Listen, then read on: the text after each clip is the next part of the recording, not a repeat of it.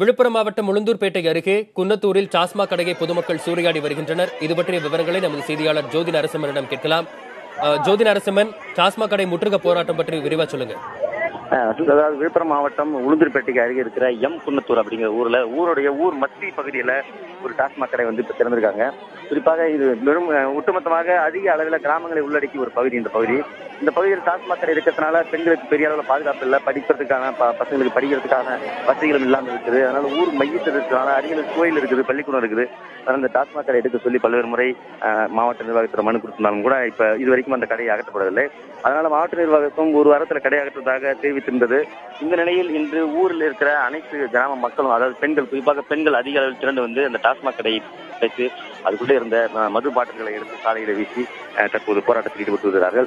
அந்த போராட்டத்துக்காக தற்போது காவல்துறையினர் அந்த பெண்களிடம் பேசி வருகிறார்கள். ஜோதி நரசிம்மன், ஏற்கனவே டாஸ்மாக் கடை அமைக்க வேண்டாம் என்று புகார் கொடுக்கப்பட்ட போது அதிகாரிகள் தரப்பிலிருந்து என்ன சொல்லப்பட்டது? குறிப்பாக இந்த புகார் அடிப்படையில் வேறு இடம் கிடைத்தவுடன் இந்த மாற்றி வருவதாக அதிகாரிகள் தெரிவித்திருந்தாங்க. அந்த நிலையில தான் தொடர்ந்து இந்த இடத்துல வேறு இடத்துக்கு மாற்றம் செய்யவில்லை அப்படிங்கிறதுனால ஆத்திரமடைந்த இந்த ஊர் பொதுமக்கள், பெண்கள் எல்லாம் கோவப்பட்டு இந்த கடையை அடித்திருக்கிறார்கள். தற்போது காவல்துறை தரப்பிலிருந்து என்ன பேசப்படுகிறது? அதற்கு மக்கள் இணங்குகிறார்களா?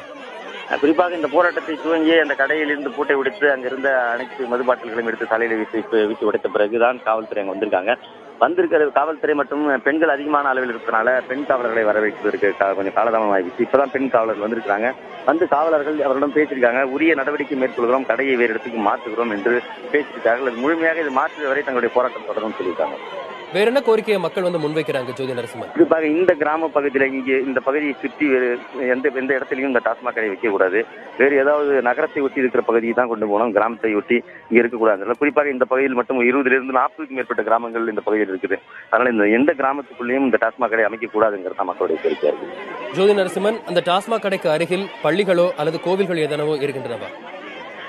இந்த டாஸ்மாக் கடைக்கு அருகில் குறிப்பாக ஒரு 100-200 மீட்டர் தூரத்திலேயே கோயில் மற்றும் பள்ளி ஆகியவெல்லாம் இருக்குது. தொடர்ந்து குடியிருப்பு பகுதி, அதாவது ஊருடைய கிராமப்புறத்தில் இருக்கிற ஒரு கிராமத்தின் குடியிருப்பு பகுதிக்கு மையத்தில் தான் அந்த டாஸ்மாக் கடை அமைக்கப்பட்டிருக்கு. தற்போது காவல்துறையினர் பேச்சு நடத்தியும் என்ன விஷயங்களை முன்வைத்து அவர்கள் உடன்பட மறுக்கிறார்கள் ஜோதி நரசிம்மன்? குறிப்பாக இது உடனடியாக நாங்கள் இந்த முடிவை எடுக்க முடியாது, இந்த இடத்தை வேற இடத்துக்கு மாற்றி அமைக்கிற அதற்கான முடிவை எடுக்கிற நிலையில் நாங்கள் இல்லை. இது டாஸ்மாக் மேலாளர்கள் பேச வேண்டும். அதற்கு பிறகு மாவட்ட நிர்வாகத்தில் பேசி அடுத்த கட்டமாக அதை வேறு இடத்துக்கு மாற்றி வைக்கணும். தற்காலிகமாக தற்போது இந்த கடை இந்த பகுதியில் இயங்காது, அதுவரை இதை பூட்டு போட்டிருக்கிறோம் அப்படின்னு சொல்லிட்டாங்க. ஜோதி நரசிம்மன், நம்மால் காண முடிகிறது. இணைப்பிலே இருங்கள் ஜோதி நரசிம்மன்.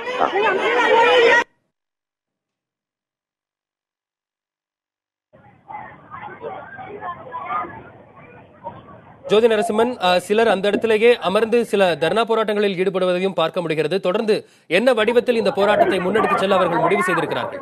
அதாவது குறிப்பாக இந்த கடையை இங்கிருந்து ஒட்டுமொத்தமாக அப்புறப்படுத்துகிற வரையில் தொடர்ந்து தங்களுடைய போராட்டம் நடைபெறும் தெரிவித்திருக்கிறாங்க. இந்த கடையை அப்புறப்படுத்தினால்தான் நாங்கள் இங்கிருந்து வெளியில செல்வோம் அப்படின்னு சொல்லியும் அறிவிச்சிருக்காங்க. எத்தனை பெண்கள் இந்த போராட்டத்தில் ஈடுபட்டிருப்பார்கள் ஜோதி நரசிம்மன்? சுமார் ஒரு 200க்கும் மேற்பட்ட பெண்கள் இந்த போராட்டத்தில் முழுமையாக தங்களை ஈடுபட்டிருக்காங்க. லைவ் போயிட்டு 200க்கும் மேற்பட்ட பெண்கள் இந்த பகுதியில் முழுமையாக ஈடுபட்டிருக்கார்கள். குறிப்பாக ஆண்கள் யாரும் பெரிய அளவில் வரவில்லை. என்ன காரணம் என்று சொன்னால், இந்த ஆண்கள் போராட்டத்தில் கலந்து கொண்டால் காவல்துறையினர் அச்சுறுத்தமாக மறுநாள் அவர்களை கைது செய்து வேறு ஏதாவது சட்ட நடவடிக்கை மேற்கொள்வார்கள் என்பதனால் ஆண்கள் யாரும் வரவில்லை. முழுக்க பெண்கள் மட்டுமே சேர்ந்து இந்த போராட்டத்தை தற்போது நடத்தி வருகிறார்கள்.